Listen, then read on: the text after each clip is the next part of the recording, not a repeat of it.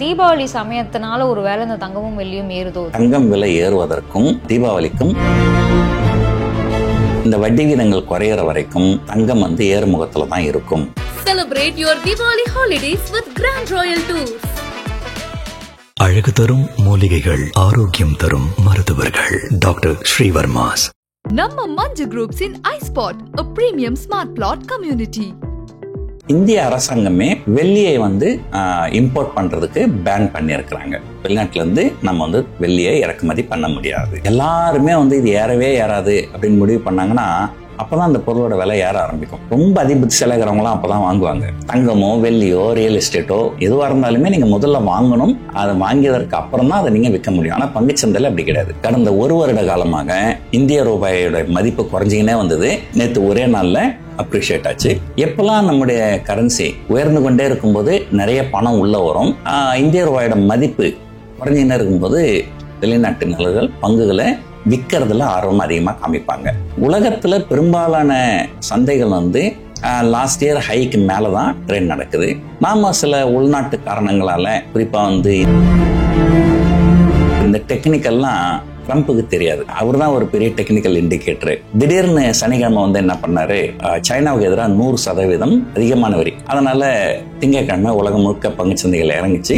அவர் Trump மட்டும் அடுத்த ஒரு 2-3 மாதங்களுக்கு வாய மூடின்னு இருந்தாருன்னா பங்குச்சந்தைகள் ஆல் டைம் ஹை போறதுக்கு வாய்ப்புகள் நிறையவே இருக்குது. பெரும்பாலும் பங்குச்சந்தைகள் ஏறும்போது இந்தியா விக்ஸ் இறங்கும். பங்குச்சந்தைகள் இறங்கும் போது இந்தியா விக்ஸ் ஏறும். அதாவது பங்குச்சந்தைகள் இறங்கும் போது பயம் ஏறும், பங்குச்சந்தைகள் ஏறும்போது பயம் குறையும். ஆனா பங்குச்சந்தைகள் ஏறினால் எல்லாருக்குமே சந்தோஷமான்னு கேட்டீங்கன்னா. பிஹைண்ட் ரூட்ஸ் நேயர்களுக்கு வணக்கம். இன்னைக்கு நம்ம கூட பி.ஆர். சுந்தர் சார் இருக்காங்க. மார்க்கெட் ரிலேட்டடா நிறைய விஷயங்கள் தெரிஞ்சுக்கலாம். சார், பங்குச்சந்தை தீபாவளி பரிசு கொடுத்துருக்கா முதலீட்டாளர்களுக்கு. நிஃப்டி இன்னைக்கு 25,700க்கு மேல க்ளோஸ் ஆயிருக்கு. நம்ம ஆல் டைம் ஹைக்கு ரொம்ப பக்கத்துல நெருங்கி இருக்கோம்.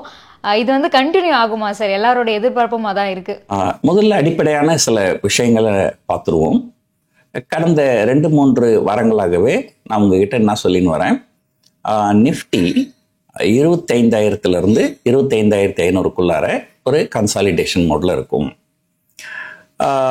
போன வாரம் என்ன சொல்லியிருந்தேன், 25,180க்கு மேல நிஃப்டி க்ளோஸ் ஆயிருந்தால் நிஃப்டி டெக்னிக்கலா லாங் ஆகுது, இந்த டெக்னிக்கல் அனாலிசிஸ் படி. அதே போல போன வியாழக்கிழமை நிஃப்டி 25,180க்கு மேல க்ளோஸ் ஆச்சு. இன்னும் கேட்டீங்கன்னா கரெக்டா 25,181 அப்படி க்ளோஸ் ஆச்சு. அதுக்கு அடுத்த நாள் வெள்ளிக்கிழமை தொடர்ந்து பங்கு சந்தைகள் ஏற்றத்தில் தான் இருந்தது. சரி, இந்த தடவை கண்டிப்பா டெக்னிக்கல் நல்லா ஒர்க் ஆகும், நல்லா மேலே போகும் அப்படின்னு நினைச்சோம். எதனால இது இப்படி நினைச்சோம் சொன்னால், நீங்க இன்னுமே கொஞ்சம் பின்னோக்கி பார்த்தீங்கன்னா கடந்த 6 மாதங்களாக நிஃப்டி ஒரு கன்சாலிடேஷன் மோட்ல தான் இருக்கு. மே மாதம் 12ஆம் தேதி இந்திய பாகிஸ்தான் சண்டைக்கு ஒரு போர் நிறுத்த ஒப்பந்தம், ஒரு சீஸ்ஃபயர் அப்படின்னு அனௌன்ஸ் பண்ணாங்க. அனௌன்ஸ் பண்ண உடனே அன்னைக்கு ஒரே நாள்ல நிஃப்டி 24,000 25,000 வரைக்கும் ஏறிச்சு. நான் சொல்றதெல்லாம் ஒரு தோராயமான ஃபிகர். மே மாதம் 12ஆம் தேதி 25,000 அப்படிங்கிற லெவல்ல க்ளோஸ் ஆன Nifty May, June, July, August, September, October கிட்டத்தட்ட 6 மாதங்களாக நிஃப்டி ஒரு 25,000 ஒரு 500-600 புள்ளிகள் மேலேயும் ஒரு 500-600 புள்ளிகள் கீழும் மேலேயும் கீழும் மேலேயும் கீழும் போகின்னு வந்தது. ரொம்ப நாள் அதிகமாக கன்சாலிடேஷன் ஆயிடுச்சுன்னா அதுக்கு அடுத்து வருகின்ற காலகட்டங்களில் ஒரு டைரக்ஷன், அந்த டைரக்ஷன் லாங் டைரக்ஷனாக இருந்தால் மேலே அதிகமாகவும், ஷார்ட் டைரக்ஷனாக இருந்தால் கீழே ரொம்பவும் போகிறதுக்கு வாய்ப்புகள் நிறைய இருக்கு. ஸோ அதனால தான் இந்த தடவை 25,180 கிராஸ் பண்ண உடனே பங்குச்சந்தைகள் ஒரு நல்ல அபரிதமாக மேலே ஏறும் அப்படின்னு நினச்சேன். போன வியாழக்கிழமை, வெள்ளிக்கிழமை நல்லா தான் ஏறிச்சு. இந்த டெக்னிக்கல்லாம் ட்ரம்ப்புக்கு தெரியாது. ஸோ ட்ரம்ப்புக்கு அவர் தான் ஒரு பெரிய டெக்னிக்கல் இண்டிகேட்டரு. திடீர்னு சனிக்கிழமை என்ன பண்ணாரு, சைனாவுக்கு எதிராக 100% அதிகமான வரி, ஏற்கனவே என்ன வரி இருக்கோ அதை விட கூடுதலாக ஒரு 100% வரி அப்படின்னு அனௌன்ஸ் பண்ணிட்டாரு. அதனால திங்கட்கிழமை உலகம் முழுக்க பங்குச்சந்தைகள் இறங்கிச்சு. நம்முடைய சந்தைகள்லாம் இறங்கிச்சு. செவ்வாய்க்கிழமையும் இறங்குச்சு. செவ்வாய்க்கிழமை இன்னும் கேட்டிங்கன்னா அந்த 25,180 அதை தாண்டி போன வெள்ளிக்கிழமை போனது திங்கள் செவ்வாய் கொஞ்சம் இறங்கி அந்த 25,180க்கு கீழவே வந்து க்ளோஸ் ஆயிடுச்சு. ஆனால் புதன் வியாழன் வெள்ளி இந்த 3 நாட்களில் தொடர்ந்து அபரிதமாக ஏறி இப்போ கிட்டத்தட்ட ஒரு 25,700 அப்படிங்கிற லெவலில் வந்து க்ளோஸ் ஆயிருக்கு. ஸோ முதல் விஷயம், இந்த தடவை டெக்னிக்கல் நல்லா ஒர்க் ஆயிருக்கு. 6 மாதங்கள் கழிச்சு டெக்னிக்கல் நல்லா ஒர்க் ஆகுறதுனால இன்னுமே சந்தைகள் ஒரு பொதுவாக வந்து ஒரு டெக்னிக்கலாக மார்க்கெட் லாங் ஆகும்போது ஒரு கிட்டத்தட்ட ஒரு 1000 to 1200 புள்ளிகள் வரைக்கும் ஏறுவதற்கு வாய்ப்புகள் இருக்கிறது. ஸோ அந்த கணக்கு பார்த்தீங்கன்னா ஒரு 26,400 26,600 வரைக்கும் கூட இந்த ரேலியில் நிஃப்டி போவதற்கு வாய்ப்புகள் நிறைய இருக்கு. ஸோ ஃபர்ஸ்ட் வந்து டெக்னிக்கல். ரெண்டாவது, இன்னும் வந்து நிறைய பேர் வந்து நிறைய பாராமீட்டர்ஸ் பார்ப்பாங்க. நானும் நிறைய விஷயங்களை கவனிப்பேன். இந்த பங்குச்சந்தையில் ஃபியூச்சர்ஸ் அண்ட் ஆப்ஷன்ஸ்னு ஒரு செக்மெண்ட் இருக்கு. அதில் குறிப்பாக ஃபியூச்சர்ஸு நீங்கள் பங்குகள் ஏறும் அப்படின்னு நினச்சிங்கன்னா அந்த ஃபியூச்சரில் பை பண்ணலாம். பைனா அது ஆக்சுவல் பை கிடையாது, பை பண்ணுற மாதிரி ஒரு அக்ரிமெண்ட், அவ்வளோதான். அதே நேரத்தில் இறங்கும்னு நினச்சிங்கன்னா நீங்கள் ஃபியூச்சரில் செல் பண்ணலாம். அதாவது பங்குச்சந்தை தவிர்த்து வேறு எந்த சந்தைக்கு போனாலும் நீங்கள் முதல்ல ஒரு பொருளை வாங்கணும், வாங்கிட்டு அதுக்கப்புறம் தான் அந்த பொருளை விற்க முடியும். ஸோ தங்கமோ வெள்ளியோ ரியல் எஸ்டேட்டோ எதுவாக இருந்தாலுமே நீங்கள் முதல்ல வாங்கணும், அதை வாங்கியதற்கு அப்புறம் தான் அதை நீங்கள் விற்க முடியும். ஆனால் பங்குச்சந்தையில் அப்படி கிடையாது.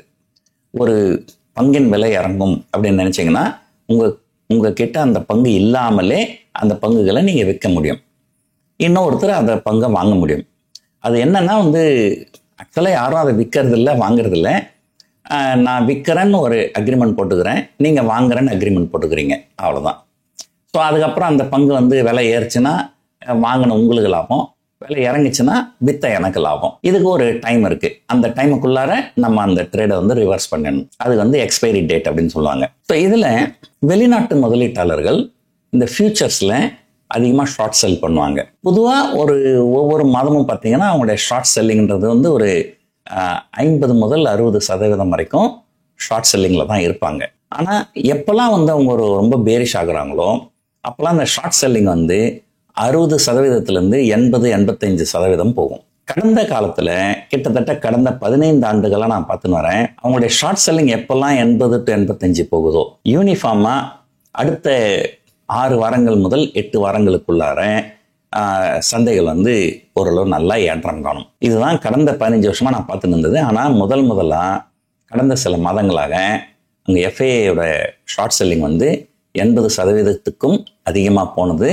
அது மட்டும் இல்லாமல் 94% வரைக்கும் போச்சு. இது வந்து இந்திய பங்குச்சந்தை வரலாற்றிலேயே இவ்வளவு பெரிய ஷார்ட் செல்லிங் நடந்தது கிடையாது. ஸோ 94% எஃப்ஐஏ வந்து ஷார்ட் சைடில் இருந்தாங்க. ஸோ அப்போவே தெரியும் ஏதோ ஒரு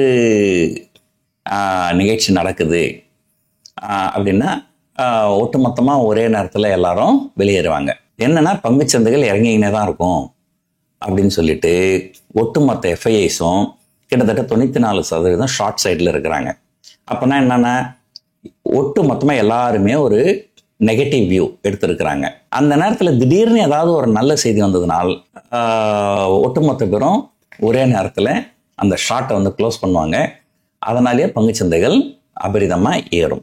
ஸோ குறிப்பாக பார்த்தீங்கன்னா கடந்த நேற்று தான் நினைக்கிறேன் இந்திய ரூபாயோட மதிப்பு கொஞ்சம் அபரிதமாக ஏற்றம் கண்டு இருந்தது. கடந்த 1 வருட காலமாக இந்திய ரூபாயோட மதிப்பு குறைஞ்சிக்கினே வந்தது.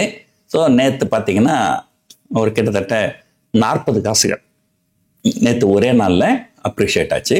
அது ஒரு கிட்டத்தட்ட 0.5%. ஸோ இந்த நல்ல செய்தி வந்த உடனே கொஞ்சம் எஃப்ஐஎஸ் வந்து ஷார்ட்டை வந்து கவர் பண்ண ஆரம்பிச்சிருப்பாங்க. அந்த ஷார்ட் கவரிங்கில் மார்க்கெட் நல்லா மேலே போயிருக்கு. அப்புறம் ஒரு கேள்வி கேட்கலாம், எங்க கரன்சி அப்ரிசியேஷனுக்கும் ஷார்ட் கவரிங்க்கும் என்ன சம்மந்தம்?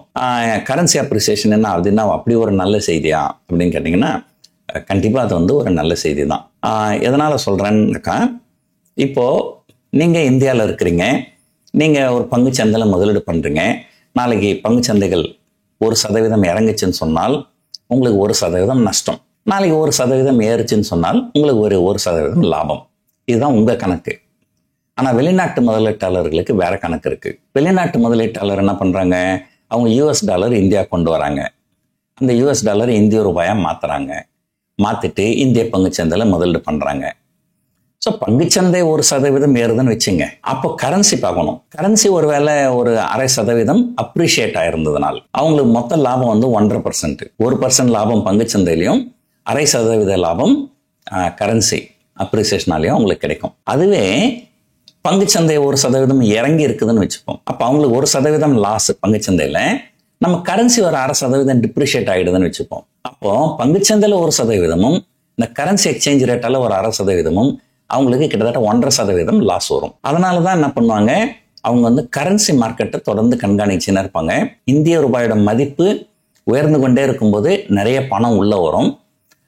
இந்திய ரூபாயோட மதிப்பு குறைஞ்சின்னு இருக்கும்போது வெளிநாட்டினர்கள் பங்குகளை விற்கிறதுல ஆர்வம் அதிகமாக காமிப்பாங்க.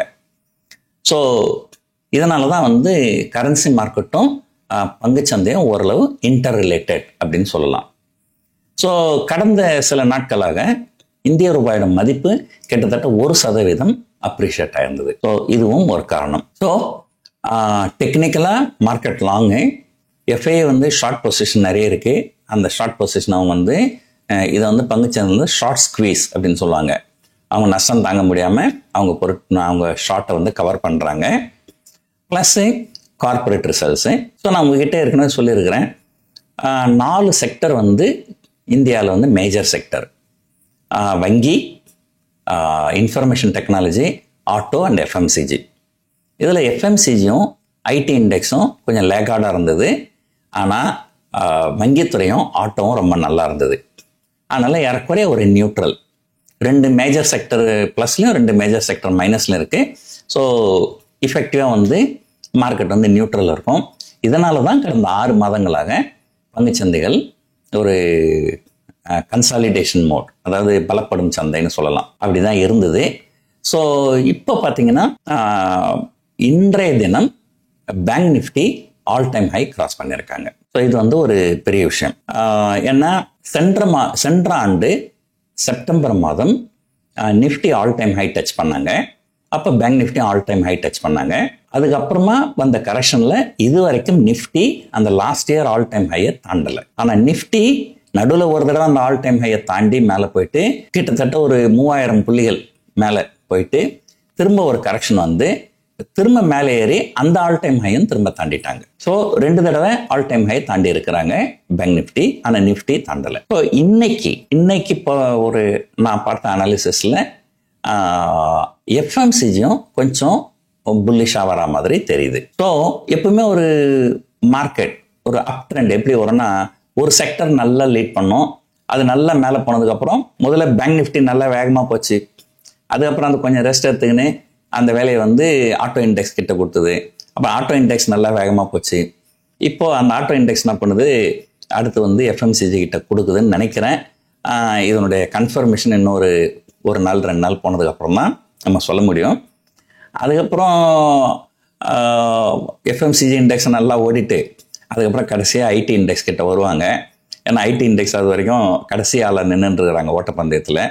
ஒருவேளை அவங்களும் நல்லா ஓட ஆரம்பித்தா அப்போ தான் ஒரு விளையாட்டு வந்து ஒரு முடிவுக்கு வருது அப்படின்னு வச்சுக்கலாம். ஸோ இதுதான் இப்போதைக்கு இருக்கிற ஒரு சூழ்நிலை. ஸோ அதனால் ஒட்டுமொத்தத்தில் நம்முடைய பங்குச்சந்தைகள் ஷார்ட் சொல்லணும்னு சொன்னால் டெக்னிக்கலாக மார்க்கெட் லாங்கில் இருக்குது. ஸோ இது வந்து ஒரு கிட்டத்தட்ட அதாவது சென்ற ஆண்டு ஆல் டைம் ஹை அதை தாண்டி போகிறதுக்கு உண்டான வாய்ப்புகள் நிறைய இருக்குது. அதனால் இப்போதைக்கு பார்த்தீங்கன்னா அடுத்த சில வாரங்களுக்கு குறைஞ்சபட்சம் அடுத்த டிசம்பர் வரைக்கும், அதாவது வரும் டிசம்பர் வரைக்கும் பார்த்தீங்கன்னா ஒரு 25,500 26,500 வரைக்கும் நிஃப்டி ட்ரேட் நடக்கிறதுக்கு வாய்ப்புகள் நிறைய இருக்கு. சரி, இப்போ நம்ம அந்த ஆல் டைம் ஹை அதுக்கு வந்து ரொம்பவே பக்கத்துல இருக்கும், அதை உடைப்பதற்கான வாய்ப்புகள் வந்து கொஞ்ச நாள்ல இருக்கா வரும் நாட்கள்ல? அடுத்த 6 வாரங்கள்ல இருந்து 8 வாரங்களுக்குள்ளார நிஃப்டி ஆல் டைம் ஹை போறதுக்கு வாய்ப்புகள் நிறைய இருக்கு. நம்ம வாய்ப்புகள் இருக்குது அப்படின்றத பத்தி மட்டும்தான் நம்ம பேச முடியும். இதுக்கு என்னென்ன காரணங்கள் அப்படின்றத பார்த்துருவோம். ஒன்று, உலகத்துல பெரும்பாலான சந்தைகள் வந்து லாஸ்ட் இயர் ஹைக்கு மேலே தான் ட்ரெண்ட் நடக்குது. நாம் சில உள்நாட்டு காரணங்களால் குறிப்பாக வந்து இந்தியாவுக்கும் அமெரிக்காவுக்கும் இருக்கிற ஒரு வர்த்தக ஒரு போர்னு சொல்ல முடியாது, ஒரு நிலையற்ற தன்மை, இந்தியாவுக்கு எதிராக 50% வரி விதிச்சிருக்கிறாங்க. ஸோ இந்த மாதிரி சில காரணங்களால் நம்முடைய மார்க்கெட் வந்து கொஞ்சம் அண்டர் பர்ஃபார்மில் இருக்குது.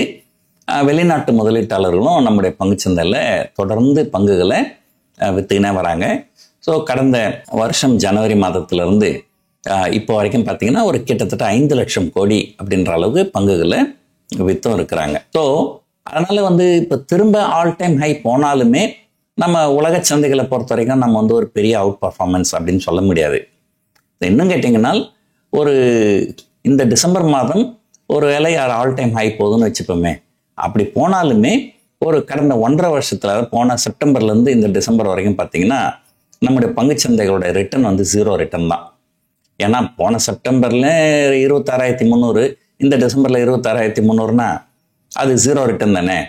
ஸோ ஒரு 1.25 வருஷம் கழிச்சு பங்குச்சந்தை 0 ரிட்டர்ன் கொடுக்குதுன்னா அதில் எப்படி நம்ம சந்தோஷப்பட முடியும்? நம்ம வந்து ஒரு வருஷம் கழிச்சு நம்ம சந்தைகள் 1% ரிட்டர்ன் கொடுத்ததுன்னா ஆஹா நம்ம 1% லாபம் பண்ணிட்டேன்னு சந்தோஷப்பட முடியாது. ஏன் நம்ம பணத்தை பேங்க்ல வச்சிருந்தாலே 8% கிடைச்சிருவோம். ஸோ நம்ம எப்போ வந்து நம்முடைய பங்குச்சந்தை நல்ல ஏற்றத்தில் இருக்குது அப்படின்னு சொல்லுவோம்னா ஒரு வருஷத்துக்கு 8% மேலே ஏறணும். அப்படி பார்த்தீங்கன்னா கடந்த ஒரு வருஷத்தில் நம்ம இன்னும் நெகட்டிவ்ல தான் இருக்கிறோம், அல்லது ஆல்மோஸ்ட் 0ல இருக்கிறோம். அதுதான். ஸோ அதனால் ஒரு ஆல் டைம் ஹை அச்சீவ் பண்ணுறது வந்து அது ஒரு நம்ம சந்தோஷப்பட்டுக்கலாம். ஆல் டைம் ஹை டச் பண்ணிட்டோன்ட்டு அது ரொம்ப பெருசாக சந்தோஷப்படுறதுக்கு ஒன்றும் இல்லை, அதுக்கு பாசிபிலிட்டி நிறைய இருக்குது. ஸோ வேறு சில காரணங்கள்லாம் பார்த்தீங்கன்னா நான் ஏற்கனவே சொன்ன மாதிரி ஒன்று டெக்னிக்கலாக ஸ்ட்ராங்காக இருக்குது, அது ஒரு நல்ல விஷயம். ரெண்டாவது விஷயம் பார்த்தீங்கன்னா ஒரு 6 மாதமாக கன்சாலிடேட் ஆகிட்டு இப்போ மார்க்கெட் பிரேக் அவுட் ஆகுது. அதனால் கண்டிப்பாக இன்னும் சில 100 புள்ளிகள் ஏறுவதற்கு வாய்ப்புகள் நிறைய இருக்குது. மூன்றாவது, சில மாதங்களுக்கு முன்னாடி நம்ம ஆரம்பிக்கும் போது நான் சொல்லியிருந்தேன் ஒரு வங்கித்துறைகள் தான் நல்லா இருக்குதுன்னு சொன்னேன். அதுக்கப்புறம் இப்போ அப்படியே கொஞ்சம் வந்து ஆட்டோ துறை வந்திருக்குது, நல்லா வந்திருக்கு. இப்போ அதுக்கப்புறம் வந்து எஃப்எம்சிஜி வரணும், அதுக்கப்புறம் ஐடி வரணும். இந்த மாதிரி தொடர்ந்து ஒரு செக்டராக வந்து அவுட் பர்ஃபார்ம் பண்ண நம்ம பங்குச்சந்தைகள் இன்னும் மேலே போகிறதுக்கு வாய்ப்புகள் நிறையவே இருக்குது. ஸோ நம்முடைய கரன்சி இன்னும் கொஞ்சம் அப்ரிஷியேட் ஆகிட்டு வெளிநாட்டு முதலீட்டாளர்களும் திரும்ப நம்ம பங்குச்சந்தைக்குள்ள நுழைஞ்சால் ஒரு பெருசாக எதுவும் கெட்ட செய்திகள்னு சொல்ல முடியாது, ட்ரம்ப் செய்திகள்னு தான் சொல்லணும். அவர் ட்ரம்ப் மட்டும் ஒரு அடுத்த ஒரு 2-3 மாதங்களுக்கு வாய மூடின்னு இருந்தாருன்னா பங்குச்சந்தைகள் ஆல் டைம் ஹை போகிறதுக்கு வாய்ப்புகள் நிறையவே இருக்குது. சரி, இப்போது நீங்கள் சொன்ன மாதிரி இந்த 3 நாள் ஏற்றத்திற்கு ஒரு முக்கிய காரணமாக பார்க்கப்படுறது பார்த்தீங்கன்னா எஃப்ஐஐ வந்து இதுக்கு முன்னாடி இருந்த மாதங்களில் வித்த அளவுக்கு பங்குகளை இந்த மாதம் விற்கலை அப்படின்னு சொல்கிறாங்க. சரி, இப்போ நம்ம எஃப்ஐஐயோட முதலீடுகள் அப்படிங்கிறது அதிகமாக இருக்கா? அப்படி ஒன்றும் பெருசாக சொல்ல முடியாது. கடந்த 1.25 வருஷமாக கிட்டத்தட்ட ஒரு 5 லட்சம் கோடி அப்படிங்கிற அளவுக்கு எஃப்ஐஐ வந்து செல் பண்ணியிருக்கிறாங்க. இப்போ கடந்த சில நாட்கள்லாம் அவங்க செல்லிங் குறைஞ்சிருக்கு, கொஞ்சம் பையிங்கும் பண்ண ஆரம்பிச்சிருக்கிறாங்க. கடந்த 2 நாட்களாக பார்த்திங்கன்னா தினமுமே வந்து 1000 கோடி 2000 கோடி அப்படிங்கிற அளவுக்கு கொஞ்சம் பை பண்ணியிருக்காங்க. நான் பொதுவாக சொல்லுவேன், இந்தியா வீக்ஸ் அப்படின்னு ஒன்று இருக்குது, வாலட்டிலிட்டி இண்டெக்ஸ் அப்படின்னு பேர், அதோட ஷார்ட் ஃபார்ம் தான் வீக்ஸு. அது வந்து ஒரு கலோக்கியலாக என்ன சொல்லுவாங்கன்னா ஃபியர் இண்டெக்ஸ் அப்படின்னு சொல்லுவாங்க. ஸோ பங்குச்சந்தைகள் இறங்கும்போது நிறைய பேருக்கு ஒரு பயம் உண்டாகும். அப்போது பங்குச்சந்தையில் இறங்கும்போது அந்த விக்ஸ் வந்து ஏறும், அதாவது பயம் ஏறுதுன்னு அர்த்தம். இப்போ பங்குச்சந்தைகள் ஏறும்பொழுது யாருக்காவது பயம் இருக்குமா? அதனால் பார்த்தீங்கன்னா பெரும்பாலும் பங்குச்சந்தைகள் ஏறும்போது இந்தியா விக்ஸ் இறங்கும், பங்குச்சந்தைகள் இறங்கும்போது இந்தியா விக்ஸ் ஏறும். அதாவது வந்து பங்குச்சந்தைகள் இறங்கும்போது பயம் ஏறும், பங்குச்சந்தைகள் ஏறும்போது பயம் குறையும். இதுதான் ஒரு நார்மல் இன்டர்பிரிட்டேஷன். ஆனால் பங்குச்சந்தைகள் ஏறினால் எல்லாருக்குமே சந்தோஷமானு கேட்டிங்கன்னா இல்லை. நான் ஏற்கனவே சொன்ன மாதிரி இந்த ஷார்ட் செல் பண்ணியிருப்பாங்க இல்லையா, ஸோ பங்குச்சந்தைகள் ஏற அவங்க ஷார்ட் செல் பண்ணவங்களுக்கு நஷ்டம் அதிகமாகும். அதனால் அவங்களுக்கு ஒரு பயம் உண்டாகும். ஸோ ரொம்ப ஷார்ட் பீரியடில் ரொம்ப ஃபாஸ்ட்டாக மேலே போச்சுன்னா இந்த ஷார்ட் செல்லர்ஸ் வந்து அவங்களால எதுவும் அட்ஜஸ்ட் பண்ண முடியாது, அதீதமான லாஸில் இருப்பாங்க. ஸோ அந்த ஒரு பயம் இருக்கும். ஸோ இதுதான் வந்து கடந்த 2 நாட்களாக பங்குச்சந்தையில் நடக்குது. 2 நாட்களாக பங்குச்சந்தைகள் ஏற்றத்தில் இருக்குது, ஆனால் இந்தியா விக்ஸும் ஏறுது. ஸோ அதை வச்சு பார்க்கும்போது பங்குச்சந்தைகள் தொடர்ந்து ஏறுவதற்கு வாய்ப்புகள் இருக்குது. எஃப்ஐஐ வந்து அவங்களுடைய மனசு கொஞ்சம் மாறுவதற்கு கொஞ்சம் வாய்ப்புகளும் நிறைய இருக்குது அப்படின்னு தான் நம்ம பார்க்கணும். சரி, இப்போ கடந்த வாரம் அதிகமாக பேசப்பட்ட ஒரு ஐபிஓ பார்த்தீங்கன்னா எல்ஜியோட ஐபிஓ 50% ப்ரீமியமில் வந்து லிஸ்ட் ஆயிருக்கு. ஸோ நம்ம லிஸ்ட் ஆனதுக்கப்புறம் எதனால் நம்ம வந்து ஒரு அனாலிசிஸ் கேட்குறோம் அப்படின்னா, நிறைய பேருக்கு வந்து அதுக்கப்புறமா அது மேலே வந்து ஒரு ஆர்வம் இருக்கும், இதில் வந்து முதலீடு பண்ணலாமா அப்படின்னு சொல்லி. பட் வேல்யூவேஷன் வைஸ் அதிகமாக இருக்குது அப்படின்னு மாதிரி சொல்கிறாங்க. உங்களோட அனாலிசிஸ் என்ன சார் எல்ஜி பொறுத்த வரைக்கும்? எல்ஜி எலக்ட்ரானிக்ஸ் அப்படிங்கிற நிறுவனம் கடந்த வாரம் பங்குச்சந்தையில் ஐபிஓ வந்தது. அது வந்து ஒரு மிகப்பெரிய சக்ஸஸ். கடந்த வாரத்தில் இன்னொரு பப்ளிக் இஷ்யூ வந்தது. நீங்கள் யாருக்கிட்ட வேணாலும் போயிட்டு இந்தியாவிலேயே இருக்கிற ஒரு சிறந்த தொழிலதிபர் யார் அப்படின்னு கேட்டிங்கன்னா கண்ண மூடின்னு சொல்லுவாங்க, டாட்டா அப்படின்னு சொல்லிட்டு. அந்த டாட்டா குழுமத்திலிருந்து டாட்டா கேபிட்டல் அப்படின்னு ஒரு ஐபிஓ போன வாரம் வந்தது. அது ரொம்ப பெருத்த ஏமாற்றத்தை கொடுத்தது. அது வந்து அவங்க எவ்வளோ பணம் எதிர்பார்த்தாங்களோ அதை போல் 2 மடங்கு பணம் தான் அவங்களுக்கு ஐபிஓவில் சப்ஸ்கிரைப் ஆச்சு. அது ஓவர் சப்ஸ்கிரிப்ஷன் அப்படின்னு சொல்லுவாங்க. அது வந்து 2 times ஓவர் சப்ஸ்கிரிப்ஷன். அது கூட ரீட்டைல் பார்த்தீங்கன்னா கிட்டத்தட்ட 1 time தான் சப்ஸ்கிரைப் ஆச்சு. யாரெல்லாம் அப்ளை பண்ணியிருந்தாங்களோ அவங்க எல்லாருக்குமே அந்த பங்குகளை கொடுத்தாங்க. ஆனால் அதுக்கு மறுநாளே முடிவடைஞ்ச அந்த எல்ஜி இந்தியாவிலேயே ஒரு வரலாறு படைச்சிருக்கு. இதுவரைக்கும் எந்த ஒரு பப்ளிக் இஷ்யூக்கும் கிடைக்காத மிகப்பெரிய ரெஸ்பான்ஸு. அதிகபட்சமான பணம் 4 லட்சம் கோடி 5 லட்சம் கோடியை நான் கலெக்ட் பண்ணியிருக்கிறாங்க இந்த ஐபிஓ ப்ராசஸில். ஸோ இது வந்து நிறைய பேருக்கு போட்டவங்களில் ஏதோ ஒரு 50 ஒருத்தருக்கு அந்த மாதிரி தான் கிடைச்சிருக்கு. ஸோ யாருக்கு அதிர்ஷ்டம் இருக்குதோ குலுக்கல் முறையில் தான் கிடைச்சிருக்கு அப்படின்னு சொல்லணும். அதனால் வந்து கண்டிப்பாக இந்த மாதிரி ஒரு நல்ல ஐபிஓ ரெஸ்பான்ஸ் இருந்ததுன்னா அது லிஸ்டிங் ஆகும்போது ஒரு நல்ல ப்ரீமியத்தில் லிஸ்ட் ஆகும். ஸோ எல்ஜி பொறுத்த வரைக்கும் ஒரு கிட்டத்தட்ட ஒரு 50% ப்ரீமியத்தில் அது லிஸ்ட் ஆகிருக்கு. ஸோ இப்போ இந்த 50% ஏறியதற்கு அப்புறமாவும் இப்போ மற்ற இதற்கு இணையான நிறுவனங்கள் என்ன பி ரேஷியோவில் ட்ரெண்ட் நடக்குதோ அந்த பி ரேஷியோவில் தான் இது ட்ரெண்ட் நடக்குது. சரி, இப்போது தங்கம் வெள்ளி பற்றி நம்ம வந்து தொடர்ந்து பேசிட்டு வரோம். இன்றைக்கி பார்த்தீங்கன்னா 2000 ரூபாய் கிட்ட வந்து சவரன் அதுக்கு மேலவே வந்து உயர்ந்திருக்கு. நிறைய பேரோட எதிர்பார்ப்புங்கிறது என்னன்னா, தீபாவளி சமயத்தினால ஒரு வேளை இந்த தங்கமும் வெள்ளியும் ஏறுதோ, தீபாவளி குறைஞ்ச அப்புறம் விலை குறைவதற்கான வாய்ப்பு இருக்கா அப்படின்ற எதிர்பார்ப்பு இருக்குது. டெக்னிக்கலாகவும் எப்படி இருக்குது சார்? பொதுவாக இந்தியர்கள் தீபாவளி சமயத்தில் அதிகமாக தங்கங்கள் வாங்குவாங்க. பொதுவாக எல்லா பொருட்களுமே தீபாவளின்றது நமக்கு ஒரு முக்கியமான ஃபெஸ்டிவல். எல்லாரும் அந்த நேரங்களில் நிறைய பொருட்கள் வாங்குவாங்க, அதில் தங்கமும் வாங்குவாங்க.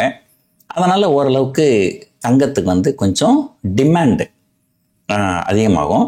ஸோ அதனால் வந்து கொஞ்சம் தங்கம் விலை ஏறுவதற்கு வாய்ப்புகள் நிறைய இருக்குது. இந்த தடவை தங்கம் விலை ஏறுவதற்கும் தீபாவளிக்கும் எந்த சம்பந்தமும் இல்லை.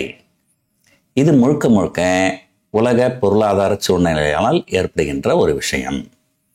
நான் ஏற்கனவே உங்ககிட்ட சொல்லியிருக்கிறேன், உலகத்தில் ஒரு அசாதாரண சூழ்நிலைகள் நிலவும்போது தங்கத்தோட விலை ஏறும். உலக அளவில் பொருளாதாரத்தில் வட்டி வீதங்கள் குறையும் போதும் தங்கம் விலை ஏறும்.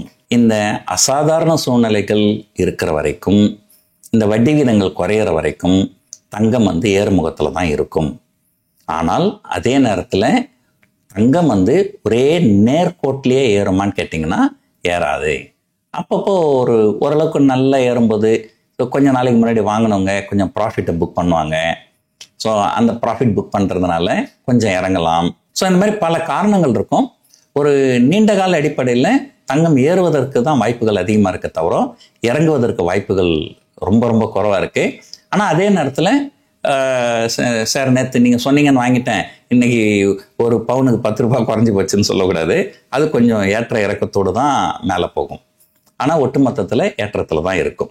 வெள்ளி சார், ஏன்னா நிறைய நம்ம போன வாட்டி வந்து கொட்டாக் மட்டும்தான் நம்ம பேசும்போது வந்து நிறுத்தி வச்சுருந்தாங்க ETF. அதுக்கப்புறம் வந்து SBI அந்த மாதிரியான நிறைய நிறுவனங்களுமே வந்து ETF வந்து ஸ்டாப் பண்ணி வச்சுருக்காங்க சார். தட்டுப்பாடு அப்படிங்கிறது வந்து நிறைய இருக்குது. நம்ம பார்க்குற ரிப்போர்ட்ஸ் எல்லாமே சில்வரோட ரேலி அப்படிங்கிறது தொடர தான் போகுது, எங்கேயுமே அது வந்து ஸ்டாப் ஆகிறதுக்கான அறிகுறிகள் இல்லை அப்படின்னும் ஒரு பக்கம் சொல்கிறாங்க.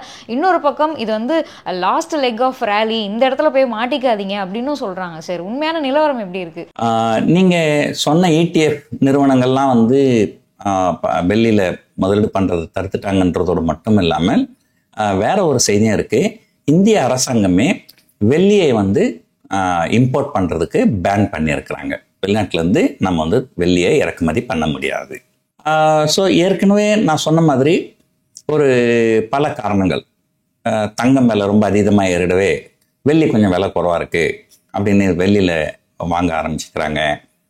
இப்போது நிறைய பேர் வந்து வெள்ளியில் நகையை செஞ்சு அதில் தங்கம் மூலம் பூசலாம் அப்படிங்கிறதுனாலே வெள்ளி விலை ஏறிச்சு. ஸோ இந்த மாதிரி பல காரணங்களால் வெள்ளி விலையும் ரொம்ப அபரிதமாக ஏறி தான் இருக்குது.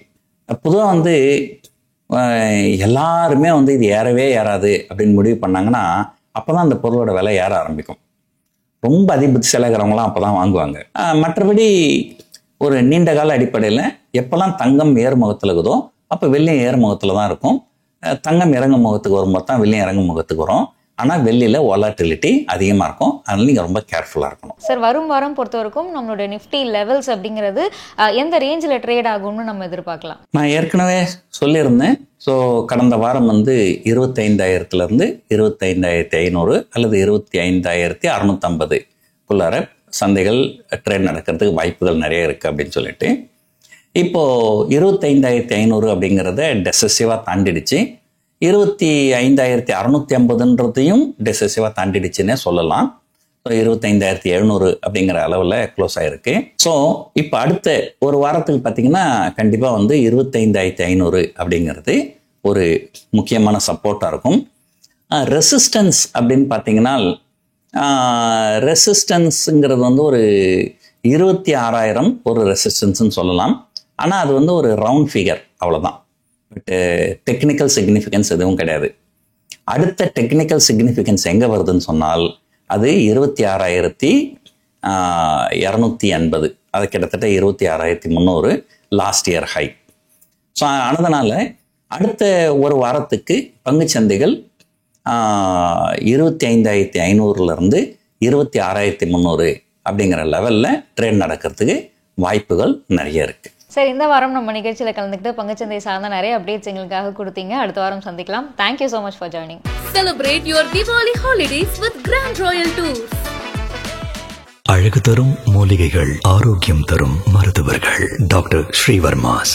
நம்ம Manju groups in iSpot, a premium smart plot community.